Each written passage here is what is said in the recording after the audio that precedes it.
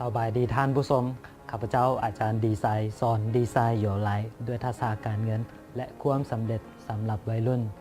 วันนี้ข้าพเจ้าจะมาให้3เทคนิคในการเก็บเงินสำหรับพนักงานที่มีเงินเดือนได้รายได้เป็นแต่ละเดือนไปเนาะแล้วเราจะเก็บแบบใดนั้นมาฟัง3วิธีจากข้าพเจ้าได้เลยวิธีที่1คือให้ทานเก็บแบบอัตโนมัติเลยเวลามีเงินเข้าให้หักไป 10% สมมติทานมีเงินเดือนอยู่2ล้าน 10% นั่นก็คือ 200,000 ให้ทานหักไปก่อนเลยก่อนที่ทานจะนำไปใช้ถ้าท้ายเดือนมาแล้วเหลือนั่นก็ถือว่าเป็นโบนัสของทานเองประจำเดือนวิธีที่2ก็คือบริหารเงินเนื้อใดให้มันเหลือมีรายรับเท่านี้แล้วมีรายจ่ายเท่านี้เฮ็ดเนื้อใดให้มันเหลือหลังจากมีรายรับหรือบางคนอาจจะเก็บที่ 20% เพื่อป้องกันไปเลย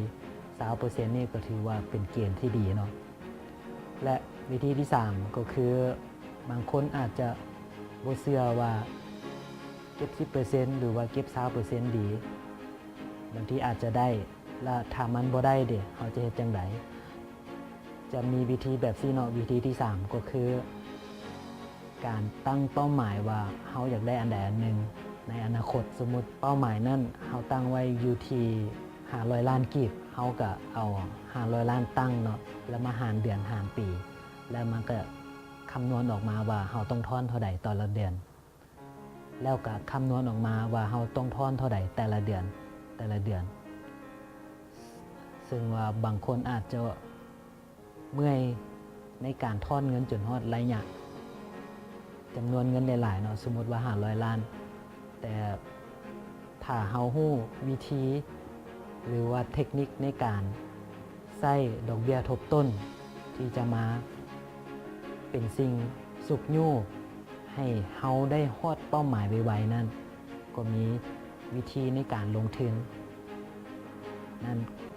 วิธีในการลงทุนนั่นข้าพเจ้าจะเว้าในภาคต่อไปเนาะซึ่งว่าทั้งหมดนี้ทั้ง3วิธีนี้จะเป็นแบบพื้นฐานในการเก็บเงินของทานเองเอาละวิดีโอนี้หวังว่าจะเป็นประโยชน์แก่ทานสำหรับมนุษย์เงินเดือนเนาะบ่หลายก็น้อยเนาะเอาละโอกาสหน้าพบกันใหม่สบายดี